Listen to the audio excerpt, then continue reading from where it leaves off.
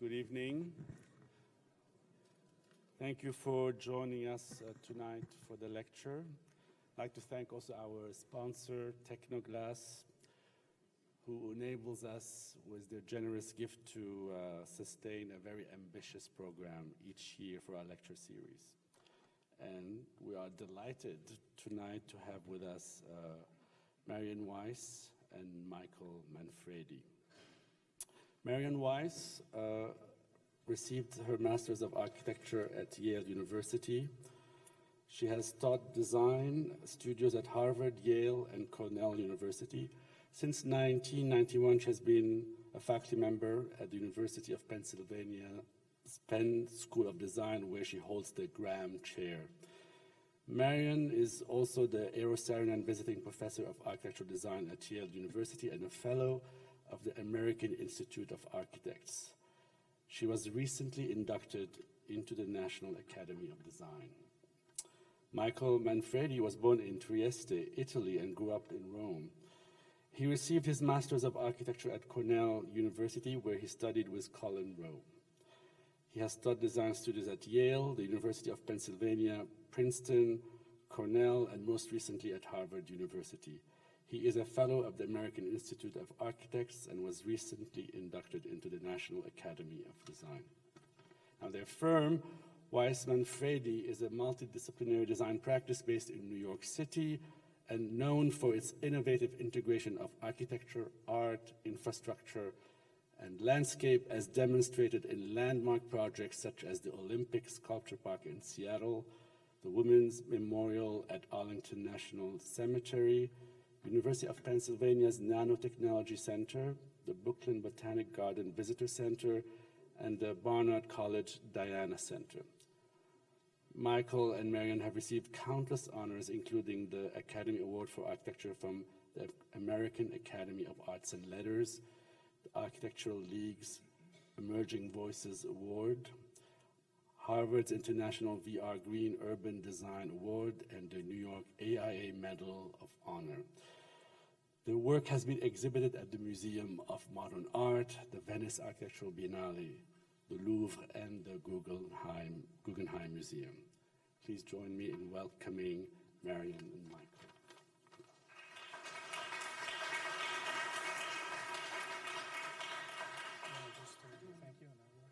Well, thank you very much. We're incredibly honored to be here, especially as part of this series that's looking at resilience in the broadest possible terms in an extraordinary place. And Michael and I are delighted to be able to share our conversation with you today, and we'll talk about 10 projects. Actually, this is first time on campus, and I think within the last half hour, we saw quite a bit. And so, as Marian said, it's a lovely opportunity to be here. Both Marian and I teach, so being at schools of architecture is, I think, always a provocative and stimulating opportunity. Is it easy? Yeah. I can't turn it off. I'm curious whether it might be a little clearer if we just pass the main mic back. Is it pretty clear? Okay, good. Well, our practice is very much interested in the nexus of architecture, urbanism, infrastructure, and landscape. And I think, as we know, in this increasingly fragile moment, particularly all of us who live on a kind of coastal edge, architecture does indeed have a large role to play. But I think we're living in a moment of false binaries, whether it's kind of the romantic impulse juxtaposed against a kind of technocratic agenda, a fascination with technology. I think in some ways it's a false binary if we look at architects who are extraordinarily interesting, like Corbu. This binary was in fact a source of inspiration and work. And similarly, we could kind of scale back 500 or 600 years, and you could read Sixtus's plan for Rome as nothing more than a water management or traffic management effort, and yet it produced cultural artifacts that have a legacy and a relevance today, some 500 years later. I think The interesting thing is that this is over 500 years ago, and what was at stake in this plan of axial connections to water fountains and churches was also trafficking in section in a very unusual way. So the urban life and the social life were fused together at the Spanish Steps, which you can see here at Despecky's Spanish Steps. And what interests us here in many ways is that the ideas of resilience that are coming into focus for us are not just ecological, but they're also social. And in fact, if we start to think about the social networks, on the left you could say there's a kind of traditional setup that looks very much like this room. There's one speaker, and there's an audience that only listens. On the other hand, if you think about the Spanish Steps, so much earlier, there's a place where everybody convenes, traverses, has conversations at many different scales. And so you can see that kind of graph across the bottom. This topography can sponsor many forms of engagement. And so a preoccupation that we have really has been this question about how can architecture, landscape, ecology, infrastructure, and urbanism somehow come together to sponsor an idea of public life or a new public nature. And so we recently published this book with Princeton Architectural Press to look at the idea of evolutionary infrastructures or infrastructures that could do more work. And we'll talk about a few of the projects that touch on this, which are larger in scale and more territorial in their ambitions, but also some that are more intimate and much more like the Academy here, where social infrastructure is a place where, in fact, you could call it a proto-city emerges, where a larger territory for engagement can begin. So we'll start with the Brooklyn. We'll start with acoustics. We'll start with the Brooklyn Botanic Garden. 10 projects, done actually a little over 10 years, probably 12 years.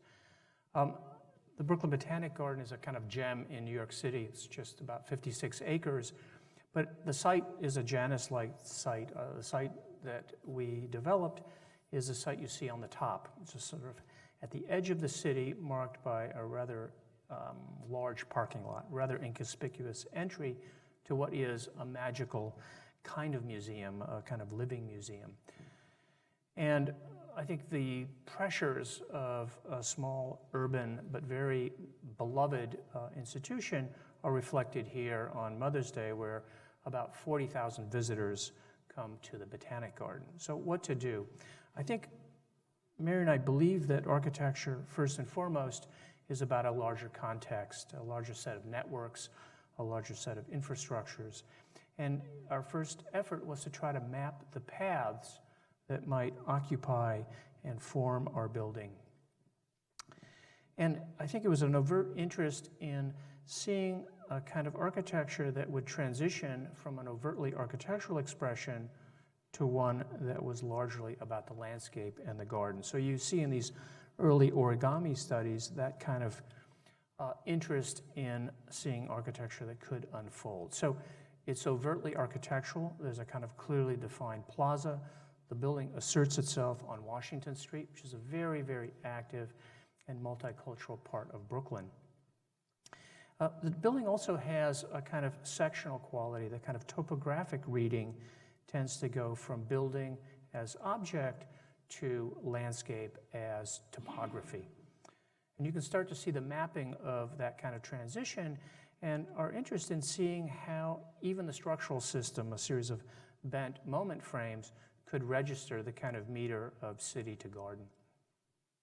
So it overtly is a kind of place that you can slide through. It's not necessarily a building as destination. It's a portal, a gateway. It curves around a number of different existing conditions. First and foremost is a very, very beautiful cherry tree, one of the rare green cherry trees. So the building sort of acknowledges the drip line of this very important tree and sort of, in a way, pays homage to it. So similarly, the building is about a set of paths that move through, across. Sometimes in the building, the path continues and you kind of sense what the Botanic Garden is about. And at times it finds its resolution in a kind of two-sided room that's sort of vaguely shaped like a cherry leaf, and then that in turn fronts out into the garden. You can see the kind of sectional quality where the upper level clear story is actually a path that allows you to look up through or across the architectural elements and understand the sort of three-dimensional topographic reading of the site.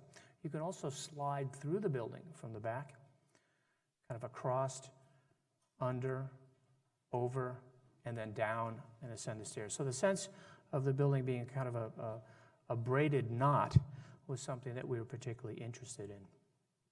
And then finally, there are times where the building almost disappears. Besides being a kind of visitor center, it also is a way of thinking about water, and I know that that's kind of been a theme for some of the lecturers that will be here this semester. So the green roof is a beautiful aesthetic element. It's a way of testing different kinds of vegetation, but it's also a way of collecting water. And the water is collected, filtered, cleaned through a series of bioswales, and then deposited into the Japanese garden. I won't go into the roof. The roof itself is a sort of ongoing experiment. So the idea was to take this fifth facade and really use it as a way of testing different kinds of grasses, different materials that in a way shape the architecture. And at times, the building disappears. At times, it is a subtle reminder of the topography of this particular site. It's a cause for inhabitation, sometimes unintended, as is the case here. We always joke that these guys have a fantastic studio in Brooklyn that's probably worth, I don't know, $1,000, $2,000 a month, but they're happy and very, very nicely nested in the roof. This was all unanticipated, but I think it points to architecture's capacity to reach a larger constituency. At times the building whispers, it's almost invisible, and then finally it asserts itself as an architectural element. And as Michael was talking about a building that in some ways is trying to reach from its identity as a place that connects the city back into the garden, we were fortunate to win a competition for the Sylvan Theater in Washington, D.C., working in collaboration with Olin's office to actually consider what it might be to create a public stage that actually has to wander through a landscape that is at once both commemorative but also natural. Alice Pike Barney being the one who actually founded this outdoor theater. But what's really interesting is what exists now in Washington, 400 feet from the Washington Monument, is this very strange theater that turns its back to the monument, and it's this, rather wistful piece of painted brown plywood that does have free concerts that are fantastic, as many as 10,000 people for some, or as few as 100. But what became was that now, looking right behind that stage, is all the tour buses for down the mall at Washington. And it seemed a shame to actually overlook the fact that the National Mall is so very near a beautiful body of water. So our question was, would it be possible to look at this sleeve or cuff of a landscape between Monumental Washington and this tidal basin and envision the Sylvan Theater as something that could actually be repositioned or reoriented, and now no longer looking away from the monument, but actually allow the audiences to look towards the monument, reverse and frame the views, lift the land, and actually host our visitor services behind that wall, so that now at that uppermost level, we could actually come off that 30-foot elevation of the amphitheater, cross the highway, and make our way all the way to the tidal basin. So this idea is one that really needs to be almost surgical and delicate in scale, but robust enough to be able to cross the infrastructure, shape a landscape, transform a section, introduce a way of scaling 100 to 10,000 people, shield the buses, create a pavilion. And so the question really is how light of a touch can be engaged in being able to release in our mind, hopefully, some new kind of magic. So we're excited. It's in the fundraising phase, and we're hoping that those ferries will really be taking off soon. So the ferries have landed at Novartis. We were fortunate to do two buildings there, a visitor center, which you see, and then an office building. The office building, the campus plan was a plan by Vittorio Lampugnani, very, very simple, and we'll talk a little bit about that. The visitor center, very much like an airport, there's a land side and a airport side. It's an opportunity to make a secure entry, but also to greet visitors in a way that allows them to get off of cars or taxis and then take a shuttle bus around the campus. So the idea was to engage the topography and create a kind of new topography in a way that you could slip through a kind of portal and find your way across and into the campus. So the building has a sort of just kind of a pleated roof this is the land side, and you slide through and then are greeted by whoever you're meeting or by a shuttle bus, and then you go to the various labs that are on the campus. The office building, on the other hand, was a very, very architectural task. The scale of the building was about 60 feet by 240 feet, very carefully defined in the master plan as a box. So it was an opportunity for us to think about the nature of working in a box and how to kind of redefine that within the context of a very carefully prescribed master plan. So we all know, and it's, I think, part of our kind of this moment, that the split between work and play is increasingly intertwined and less overt. And we thought it'd be quite interesting to think about work areas that were overtly part of a work environment and areas that we called communal living rooms, where work would occur, but it would be much more social, much more interactive, much more playful, perhaps.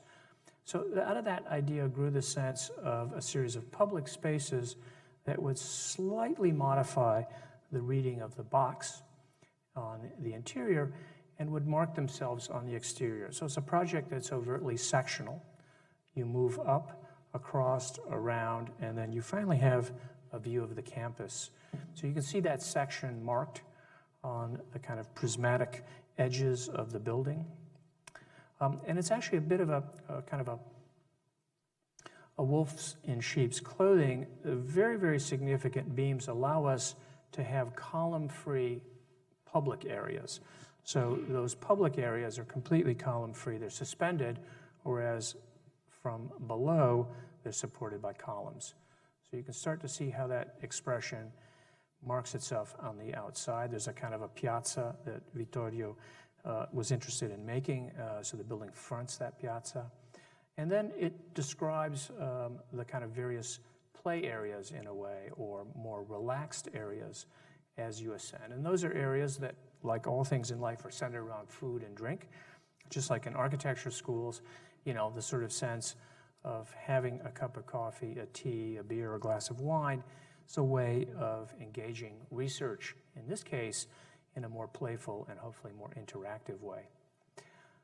So as we ascend, each living room has a slightly different quality. They're all lined with wood, but the scale changes. Sometimes they're marked by a very large stair.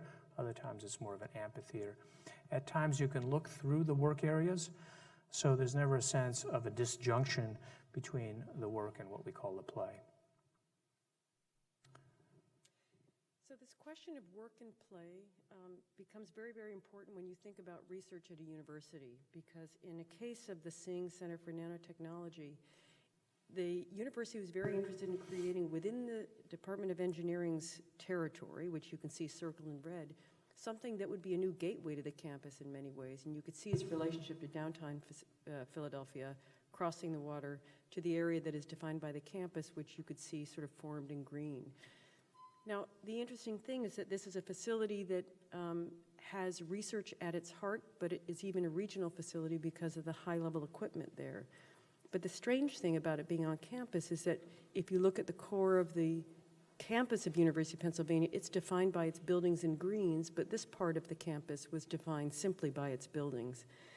And there was an interesting question then, too, when we looked at the site, which you can see here marked in red, simply surrounded by lab buildings that were super efficient, parking garages. But in fact, the unique kind of research here means that most of the building that has a sensitive research needed to be pushed to the back of the site. In our mind, this created an interesting challenge when we wanted the building to be able to engage and open to the campus and be part of a kind of social life of the campus. So what that started to generate was something that would actually have the core research elements and labs, a clean room and the characterization suites in the back, and unfold things that had fewer sensitivities to the front. And this kind of unfolding armature, taking the box of the lab and actually twisting or rotating the box so that we could actually have research and collaboration research and collaboration space that ascends from below grade to ascend all the way up to frame a new landscape. And so the idea here was actually saying that it is part of the campus, and part of the defining nature of the campus is its ability to frame and invite people into a landscape, and in this case, create a lens into the research inside. Now, just like Michael talked about Novartis, it's a simple building, but it's very complicated structurally. There is a forum that has a 68-foot span cantilever for public gatherings, and then there is a hung space to be able to open up the area inside, which you can see now, which is entirely column-free as it ascends up 60 feet. Now, to the left, though, is the most important space, and you'll see an amber-colored wall. And the reason why is that the work in the clean room can't take any UV rays. And so our thought was to actually reveal in this kind of amber glow the research inside rather than concealing it, which is the tradition in clean rooms. And, in fact, even allow in the kind of bay and chase space that support work to be seen, filtered through frit patterns to allow some privacy, but still illuminate that which was going on. You can start to see, though, lab buildings are weird buildings because they have a 20-foot floor-to-floor space. So that's a 2-story height for every 1 story you need to travel. And because vibrations are so extreme, you actually have to have your elevators at the remote ends of the building. So the query was, could we have an irresistible stair at the middle of the building that could actually invite people to collaborate level by level, step by step, so it wouldn't be so much a dividing element, but in fact a unifying element in section. So those are, you can see these intermediate landings are kind of high plug-in areas and lounges, but the other idea is that because the research here is so robust, the meeting rooms are used by many, that everybody's within eyesight of each other. So a conference going up in this upper orange room can be seen from below. Or in this case, the forum, which is at the uppermost element, is something that there is an invitation to be able to look into the events or still come out to the prow of the forum. And again, it's intimate in nature, even though it's elevated above the campus. And you can also start to see then the backside of the building is slightly more opaque, intentionally so, corrugated specular silver metal. And you can see that it was a very subtle move to actually play with light, but to reveal the kind of change in almost a surface topography that actually is in pure collaboration with the glass. Water management becomes important even here. Philadelphia has enormous flood issues within the kind of infrastructural areas, and so our water management begins on the roof and actually makes its way into the equivalent of an Olympic-sized underwater holding tank in the main lawn. And that green roof you can see above is doing part of the work, and that lawn that you see below is actually doing the other part of the work. The interesting thing, though, is that at night, the building actually is its most robust signal to the university because it is, in fact, probably one of the most luminous lenses into the incredible engineering and research that goes on at Penn. And it is now the sort of the closest reach, if you will, to downtown to form the gateway. So the Barnard College Diana Center is also another case where the kind of lens between the city and the university, or in this case, the college, Barnard College, became very important. And if you think about Barnard College, people often think about Columbia University, which is very large and robust. And Barnard, with 4.5 acres, is very intimate by contrast, with 2 beautiful landscapes separated actually by 20 feet, Lehman Lawn and the historic core. But in fact, hidden behind this, what was formerly the Campus Center, McIntosh, another 1968 brutalist idea of actually keeping the city and the threats of the city out from the university's core. So what became interesting for us when they wanted to actually have a very important mixed-use dynamic continued both within this building and on the site was that if we were going to have 100,000 square feet, we didn't want to segregate the dance and theater, architecture, the reading spaces, the library spaces, the art and architecture studios from the kind of core of the campus. So what we did was we carved a landscape gesture through the campus to connect the 2 courtyards and landscapes, but also link that all the way to the roof.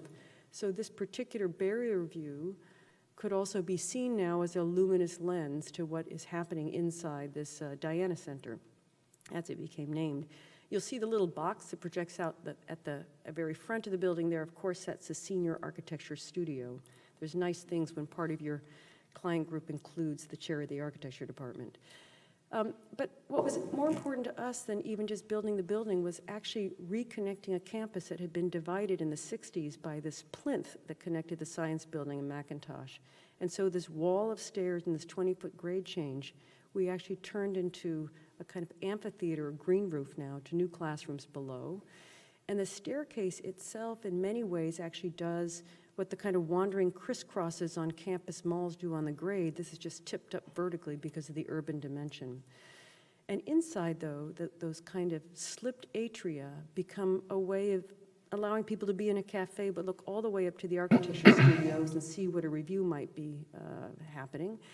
Or conversely, being in that review and actually looking down through the reading room, dining areas, and cafe, and actually text a friend to say, it's not going so well, please bring me a coffee, or maybe something stronger.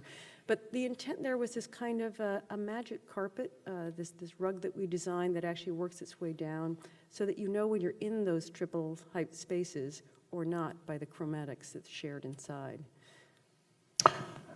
So like with our other projects, we are very interested in the section, and this is actually a building where 2 floors are below grade. Actually, this part of Manhattan slopes, so there are 2 full floors below grade, and as the topography peels off, it's really 1.5 floors. But if you look at the section, there's a black box theater and event space for all sorts of different kinds of activities. The black box is, it needs no light, but we take great pleasure in the kind of simple quality of it and the ability to mesh both panels that are acoustically soft and acoustically muffled with those that provide a little more liveliness. So the kind of graphite wall is depicted by those 2 kinds of panels. So if the black box is a relatively mute space, the event space had a larger challenge. It had to accommodate anything from groups of 200 people to 500. So we took the idea of an ellipse and slipped it so that the inner room or the high room could accommodate a smaller group of people, and then the larger ellipse would accommodate 500. So that room is also lined with macrame, which is a wood that is, in this case, cut for acoustic reasons, perforated. Marion talked about the stair. The building is a sectional building, and the stair ascends the building. It kind of slides across the building, poking itself out occasionally. Our client joked and said this was probably the world's most inefficient fire stair. It is a fire stair, but by using fire-rated glass, we're able to take the curse off of the typical modern fire stair, which is embedded in the building and lacks natural light.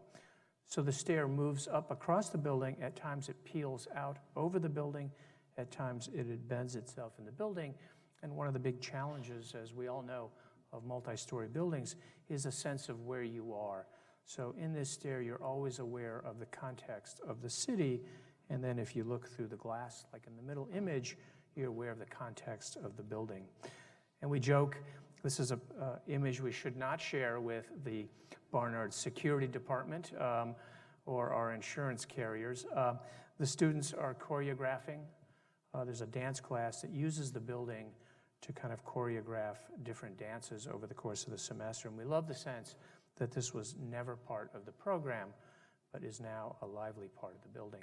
So here you see the stair moving up. It's a bit of an homage to Alto's Baker Dormitory, where the stair becomes a way of engaging and metering the facade. Marion's point about the pride of honor of being a graduating architecture student, you can take the bay window and claim a little piece of the city after you've climbed up the stairs. There's about 1,170 different panels of glass. Sometimes the glass is fritted and translucent and transparent. At times it's opaque, and we're very interested in the idea of glass, which is always conceived as a modern, transparent, non-existent material, which is, of course, completely false. Glass has a presence. It's an ancient material. It's palpable. It has density. And we were very interested in the sense of chromatically tying into a series of brick buildings without relying on the need to make a brick building. So this is both a very ancient material, but also a very contemporary material. And it changes color. It's a sort of shadow box, so the light moves through the brown glass, hits a bright red backpan, and then bounces out. So alternately, the building is very orange. Sometimes it matches the brick of Columbia's university and becomes a part of the city, and at times it becomes a part of the larger context, a part of Broadway. This is a very recently completed project outside of Dallas, Performing Arts Center by the Marshall family. And it's a small school with an ambition to create a performing arts center that would attract not only young children interested in the arts, but also professional performers. So the idea was to create a complex that would house dance hall, proscenium theater, and a studio theater. And a very tight budget. It was actually about $400, $500 a square foot, which for a performing arts center is a challenge. So the need here was to create something extraordinarily compact, which would also allow us to kind of let one of the arts energize the other, whether it was dance to theater, theater to music, and music to film. And so the sense is that the building is compacted. These three very divergent programs are nested together. And at times the building does become a kind of piece of the topography of the site. It frames a series of playing fields. At times it becomes much more engaged in the campus. And this campus actually was designed by O'Neill Ford, a very interesting regionalist architect in Texas. And the brickwork on the campus is extraordinary. But we also wanted to allow the engagement of the arts. So the lobby is a double-height space where both dance, studio theater, and proscenium all essentially activate the lobby at one time or another or simultaneously. So students can kind of come and go. They can partake in the arts, or they just can see what their colleagues and friends and professionals are doing. They can hang out. The fritted glass, in a way, is a sort of homage to the kind of O'Neill Ford way of introducing a level of craft in buildings, as is, of course, the handrail, which acknowledges the kind of perforations in these beautiful lamps that are part of the traditional architecture of this campus. So it's an idea of procession, about seeing and being seen, which is as important as the performance itself. So dancers can work with complete privacy in an enclosed, curtain-defined room or open to the campus. Similarly, this too has a studio theater where we also explored the different kinds of a kind of monochromatic surface. So here you see it actively engaged in a small performance. And one of the beautiful aspects of this particular studio theater, or studio theaters in general, is the things you tend not to see. So students are invited up to understand how the back of house, front of house conversations can occur in the making of a dramatic performance. So this is where the lights are essentially adjusted. And here you see the kind of major performing arts venue taking shape, a series of wood panels that relate to the kind of acoustic liveliness of the performing arts here. Acoustic liveliness, not only technically, but also metaphorically. And similarly, the outside is a bit of homage to the kind of brick that O'Neill Ford used. So we were able to find a very soft brick with a great deal of character and idiosyncrasy that really feels, and literally it is, of the earth, and feels like it just had been kind of carved up and placed. And you can see the O'Neill Ford buildings in the background. So this is, in a way, a kind of homage to that kind of architecture and an attempt to kind of bring that whole complex forward into this particular century. So this whole idea of actually connecting and reaching a larger community that we've been looking at in many projects, including the most recent one that just opened this fall in October, is the Kent State School of Architecture, or Center for Architecture and Environmental Design. And what's interesting here is this is a case where Kent State, which had been known historically probably more for the shooting than for other things like its downtown and its university, decided to say this was a time to actually make a transformation. And so they created a partnership and they rebuilt downtown, and they created new ties that would allow the university and the town to actually forge a new dynamic. And when we were brought in and invited to participate in this competition, we thought it was very interesting to look at this newly invented material context of brick tied in with the old brick in their downtown area, but also look at the material context of the campus, which had these kind of honey-colored buildings and limestone buildings. And we also looked, though, at the one thing they shared was this material context of a natural landscape that was quite beautiful, which is the trees and topography that define the grounds. Now, the site that they chose was very important to them. They had already built a new esplanade, the new walkway that would connect the university, which you can see on axis with the fashion school, with the city to our back.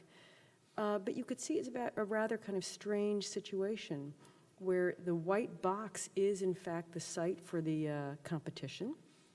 And the point was that this particular location was going to be the closest to reach to the west to the newly evolving downtown. So there's a lot of pressure, if you will, on this particular building to make this marriage happen. But what better building than, say, a School of Architecture and Environmental Design? So you can see that new esplanade straight east-west, and then your wandering path through the campus. And what we thought would be important was not just to build the building as a kind of long linear box, but tip that aspect ratio of the view from the university to the town as something that could be more generous. But what became more interesting there, though, was to say, how could we take this idea of studio or engagement, this topography that we talked about at the very beginning with the Spanish Steps, as an idea to make a School of Architecture? And so we started to look at having the ground plane reach down to the university and reach up to the city, and that open up light to the northern light, which was fantastic. It was the first time we've actually had a north-facing building to work with a lot of glass. And then create the connections between the programs and the spaces that the public could actually see in. So the building truly is, not unlike Barnard, conceived in section and, in fact, clad in section. So you can see all the studio spaces step down, and then the main public areas are across the ground levels. What became interesting, though, too, was looking at this whole idea of an aerial glass studio above a kind of brick base. And that brick, though, became an interesting way to finally create a real marriage between the downtown, the kind of the fabric of the downtown and the fabric of the university. And working with Belden Brick, we were able to find the exact iron spot brick that could be actually fired in the beehive kiln that created 5 colors within one batch just based on where they place it within the kiln and the heat and its impact on the chromatic level. But they also worked with us and allowed us to create a new shape, which in this case is a fin that projects out from the wall that would allow this north-facing wall to have a kind of tactility in its slight cant south to catch light. And you can see that that tactility is something that we were really, this is just from our iPhone, watching this girl walking from downtown towards the campus and touching every single fin. But the whole point, too, was to say that this is also an important building to be seen from the city. And this is a view from, or a view of the urban area. This is the town of Kent looking along the esplanade up at the library space towards the building. And this is now the arrival, if you will, from the campus looking towards downtown. But the idea is that really it is a kind of panorama, a kind of movie screen, if you will, that faces the university to show how fantastic the Center for Architecture and Environmental Design is, but also more importantly, that right behind that window is something that, and this is really in the first week of school with the first years putting out their desks, that allows you to see the entire community together. The architecture program and all the departments associated were in 3 separate buildings, and now they're in 1. You can see the critique spaces or the glass boxes that overlook the studios, and from those you can look across to the north area beyond. But more importantly, this kind of enfilade of the loft-like studio spaces actually descend down to reach the academy or reach up to open up to the library. And that library is actually a pretty fantastic kind of library because it's open up to 24 hours a day, and the books and the materials library can be closed off if need be so that it could be used for other events.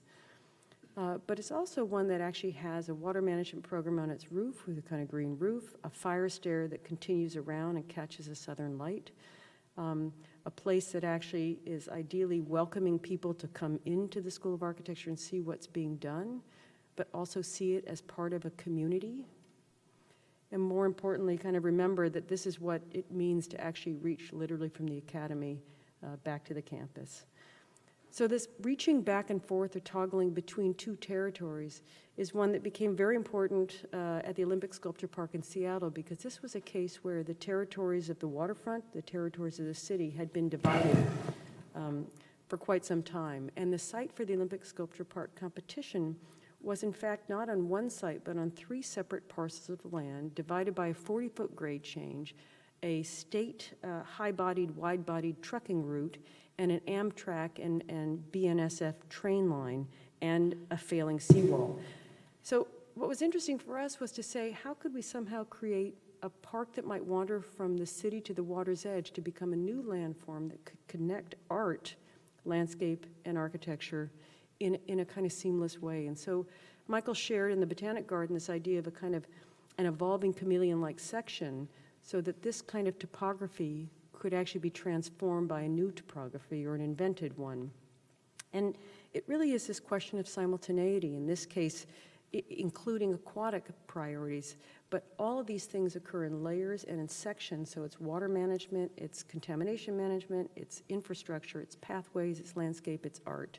And all of this is an earthwork that takes 300,000 cubic yards of earth to span the highway, span the train tracks, create a valley, and actually using highway construction or mechanically stabilized earth to create a kind of slippage of precast concrete sections that could be seismically sort of flexible, because this is a seismic zone, but also inform the way we think of the architecture as something that enfolds and opens to the city, that's really tough, so that art could be hung and applied and changed, and that it is a kind of slaloming, compressed topography that allows us to think of things like a valley that could actually have a work as important as Richard Serra's piece here, Wake, but also in the smaller galleries, landscapes that actually could be welcoming yoga, or as I think Richard Serra might want to seek people who are looking with great awe at his work in the Base Valley. So that idea of section as it slides across from city to water, you can start to see that in some of the kind of sketches that Mary and I try to do as a way of communicating between ourselves and with our staff. So the sense of sliding over the road, instead of creating an overt bridge, we liked a more subtle approach, where as you slide under the highway, or the highway slides under the park, you can kind of sense something happening. There's a kind of a tease there. There's an overt expression of something that's changed. However, when you're over the highway, at times, depending on where you stand, you're not even aware of its presence. If you walk up to the V, the sort of sharp edge, it sits dead center. So it becomes this kind of oculus, in a way, a horizontal oculus, to see the highway. And we've since come back because it's become a very popular place to take pictures and selfies and memorialize your place in the park. And you can see that little point there as the park slides over Elliott Highway. It continues over the train tracks, so there's a kind of a sense of trying to celebrate that as well. And here we were fortunate to work with Teresita Fernandez, who's a very interesting artist, interested in the kind of optics of things. So the throw fence, which protects people from throwing things onto the train, becomes an opportunity to create an art piece. And coincidentally, this has become extraordinarily popular with the train spotting community, which we never knew existed. So again, I think there's an opportunity for architecture to engage in a larger community, sometimes in communities that currently or in its infancy aren't present. So here's the kind of Z-shaped retaining walls as they sort of shutter across the site. By the way, since it's seismically active, these panels, precast panels, can slide and move. Teresita's throw fence bridge, and at times there's kind of serendipitous events. Light passing across Teresita's piece is caught, captured in the retaining walls, and a sense of time, the passage of time, is mirrored in surfaces. So here you see a more recent photograph of the park as the landscaping is starting to mature. Some of the grasses, depending on the season, were chosen. We worked with Charles Anderson to identify a rich palette. Some of those grasses change and become sort of a very, very pale straw color during the summer, whereas others stay a bright green. And then finally, the journey, the trajectory tends to wind itself down to the water's edge, which has been completely rebuilt and becomes a place for active play, relaxation, and also for a Jaume Plensa piece currently, positioned currently in this photo. It's now been up for a couple years on the waterfront. So the idea that the sculpture park will change, will evolve, accommodate new art, and accommodate different ecologies. I think one of the things that Mary and I are most proud of in this project is the things you don't see. In this case, we were able to recreate a beach. There's nothing natural about this beach. It's completely constructed with the intention of welcoming salmon habitat, which had been, I think, because of the kind of constructed seawall, had been impossible.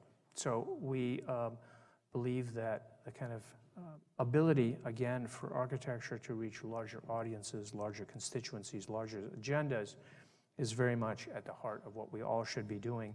So this is a relatively recent photo of juvenile salmon that have finally come back to the water's edge in Seattle. And then on a more quiet moment, the beach, early morning, is a place of solitude, a place where you can kind of quietly reflect on where you've been, where you might be, where you wish to be. And then finally, as we mentioned, it's a park that wanders from the city to the water's edge. The last project we'll share this evening is Hunters Point South Waterfront Park. EBA and Arup on this, and it's very much a work in progress. 2 phases. First phase has been complete. The second phase is under construction. It's a magical site. It's a site that very much is a kind of multi-oculus onto the city of Manhattan on the East River. But it's a site with multiple histories, as many American waterfronts, North American waterfronts, can attest to. It was at one point a very, very active and vibrant ecology. One of the great flyways from Canada down to South America. And then, of course, it was part of the great urbanization, 19th century industrialization of cities. And it's also, like your city here, vulnerable to flooding. And this was Hurricane Sandy, which I think in many, many ways changed the ethos of how we approach planning certainly in New York City and in many other parts of the world. So the site plan, this was actually pre-Hurricane Sandy, and we proposed that there be a resilient edge. The site configuration of site edge is already defined by a series of existing structures and shorelines that can't be changed. But we embrace that and love the idea that the oval, for example, could become a giant sponge. Parts of the island essentially become an archipelago, and then on your far right, there's a sort of softer edge which is going to absorb the water. At the time, this was a kind of radical idea, and it took a lot of effort to convince the Parks Department that this was viable. The park, in a way, has 4 attributes. It's an interpretive corridor, meaning it talks about the history of this site. There is green infrastructure, which I think we're now kind of, everything green doesn't have to be green, but it's a way of catching water in streets. And then, of course, it's a place for multiple systems of circulation, from walking to biking to boats. So here you start to see the 2 phases of the park. On the far left, it's very active. Playing fields, a playground, which Marion will talk about, but it's also a realization that our urban contexts and what appears natural, the East River, is deeply laced with layers of infrastructure. There's nothing natural on this site, and indeed probably you could argue nothing natural on the East Coast, but you can start to see the kind of sense of layers of the park. And then on the far right, you can start to see phase 2, which is now in construction. And I think what's intriguing here is that this is a site that, like many waterfront sites in New York, had had an industrial past. Prior to that, it had a past as a marshland, but somehow over time, it still had what was still considered the highest bluff on this side of the water. Now, you can start to see that bluff, and you can start to see that natural edge eroding bit by bit, taking piers down. And so what we thought is that if the piers have all come down, maybe we could take that industrial heritage forward once again and actually create a new elevated pier that reaches out over the water edge so that we have one very urban experience, if you will, that's a hardscape that's directly over the marshland landscape that Michael talked about. That is now under construction. We're literally in the middle of checking our shop drawings. And the steel and concrete are having how shall we say, a choreographic dance that still needs to be recalibrated by about 1.5 inches. So we'll probably solve that next week. But in any case, so the idea of being able to reach out and simultaneously have these multiple worlds happen is really a two-part kind of open space in what's under construction now. But it was a multi-part heavy-duty use in the first phase here, where we had to have athletic fields, playgrounds, dog runs, and a whole host of things that needed to be, according to the Parks Department, accommodated in 4 different buildings. And so our query was, why not take the concession, the shade protection, the restrooms, the maintenance area, and the ferry launch, and actually bring them together in one unfurling arch that could begin very slender at the city's edge and reach out to look at this extraordinary landscape, if you will, beyond, which is Manhattan. In that area, it could actually come around, shape that oval, and that oval that Michael described is sometimes one that can actually hold water and help protect the upland part of the city, or it can actually be, as described here, this incredible playing field for the school that's across the street or the neighborhood when the school's not using it. In New York, the Parks Department and the Design Commission have different priorities. The Design Commission was thrilled that we had an all-natural lawn, and the Parks Department said it had to be artificial turf or it would be dirt within about 3 weeks. And so they decided that they need a little bit of both and came back with the design proposal to actually have a rectangle of AstroTurf with little slivers of green around the edges. And we said, we think we can do better. And so what we have is an oval of AstroTurf and then a crescent of a lofted lawn. And in fact, it does work. It's not torn up. It really actually works well, and that crescent of lawn becomes a place where people can relax. The playground and dog runs are another territory. We've never been in any kind of planning commission meeting where we have people who represent the large dogs, the small dogs, and the aggressive dogs and the passive dogs. We did narrow it down to 2 separate dog runs, not 4. But then there is the kind of recollection of the rail lines that used to be the transfer points for the ships that would come in onto the rails, and that's been recast now as a kind of beautiful planted garden here. Thomas Balsley selected these plants to actually come through those former tracks. And then also the old, what had been Water Taxi Beach gets recast here by the edge of the pavilion. And then the pavilion, in many ways, is conceived as this very lean but very hard-working piece of infrastructure. It has solar panels, which actually power all the lights and the energy within the whole park. It also has a series of valleys, if you will, that actually collect water to do the irrigation in the park. And so what looks like it's really just a shelter is one that ultimately we think provides shelter, provides a place to convene, is a place where the water taxi comes, and ultimately is a place where everybody has a chance to convene and actually see what is extraordinary, which is that this is not just a finite park, but it's a park that actually connects the community to the larger urban environment. And so that's really our sort of narrative arc, if you will, that looks at this whole idea of an ecological and social engagement that is a continuum. Thank you. Good. Let's put this all away. Yeah. And we're happy to answer any questions should you have any.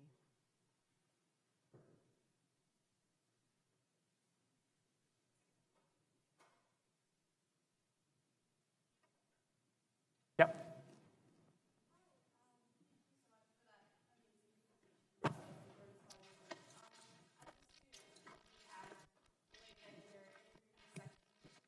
Of the land. Oh, my Microphone, perfect. So as a student learning to see how you're integrating the building with the typology of the land and working more importantly in a team, and how do you in your firm communicate your ideas with amongst each other? Is there a process of model making, or is it mostly through sketch or computer-aided design? Because I find in my own experience a lot of times when you have an idea that's so complex, it might be difficult to iterate it in such a free-flowing thought to your colleagues. That's a fantastic question, because these are very complicated problems and questions that we are always trying to tease out what could be the simplest way to answer as many questions as possible. And often what we find is that if we are able to work in model and drawing, sometimes photographs of models that then have words and narratives cast on top of it again and again to tease out the separate topics allows us to very simply use a few devices to do many, many things. Because in the infancy of any design idea, they're fragile and they need to become points of engagement, and models tend to be the place that everybody can enter. But it really is a combination of both. Okay. Yeah, and this is, I think, something that comes up when we're in Studio 2. I think we're very suspicious of an overt reliance on particular programs or particular tools. And we really encourage and force ourselves and those in our office to work simultaneously with very sophisticated computer modeling, very crude models, charcoal drawings, sophisticated analytical drawings. And all of those have to occur simultaneously because one media, one approach informs the other. And I think often we'll see people, including ourselves, getting way too comfortable with a particular approach or media or program. And there's a danger in that, because pretty soon you become in a way, a slave to a particular program. So we really consciously try to work with different methodologies, different tools simultaneously. Thank you.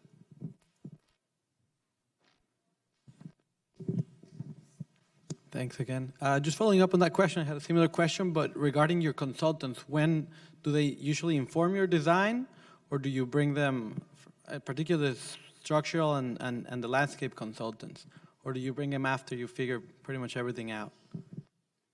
Depends on who you talk to when. No, I think particularly, for example, in a lab, you have to bring a consultant like that in.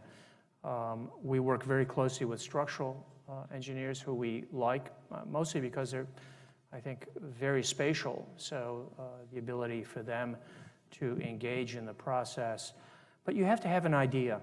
And I think there's a tendency to over-rely on consultants, because in the end, it's a team of people. But if there isn't an idea, and it doesn't have to be your idea or their idea, but if there isn't an overt architectural idea, there's no way for a consultant to engage effectively. And I think that's a very important thing to remember, because I think there's a sort of the crutch of collaboration. Everybody says, let's collaborate, collaborate, collaborate. And the danger with that is if there isn't an overt idea, people can't collaborate. They just end up talking over each other. And I think we do bring in consultants, but very quickly we try to engage the team around a particular idea.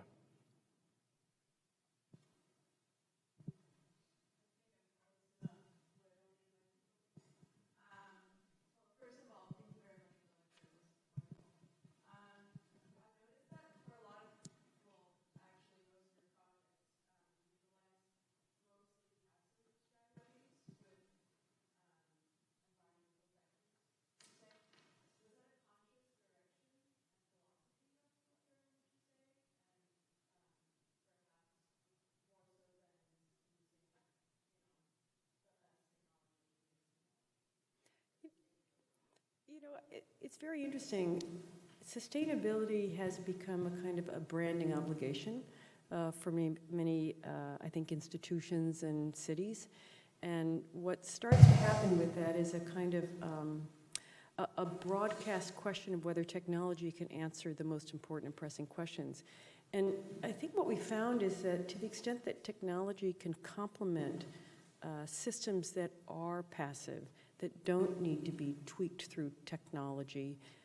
We can get a pretty robust impact, in a sense, by playing Aikido. That's what we were showing in the Hunters Point project. In a sense, welcome the water in instead of just resisting it, but then let it filter and move its way out.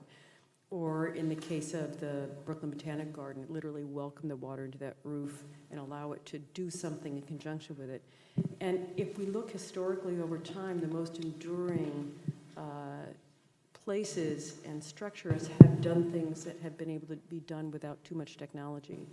But then on the other hand, we're welcoming technology quite a bit. And a lot of the buildings that we're working on now actually have, ultra high performance glass. We're using coatings that are extraordinarily powerful. We're using frit patterns that are allowing us to get as much transparency where we want it, but actually all the resistant performance, particularly in Texas, where Michael was showing you that Performing Arts Center.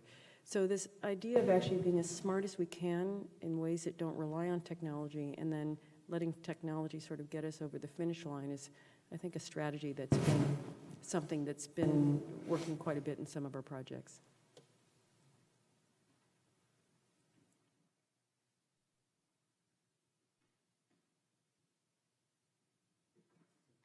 Thank you. Thank you.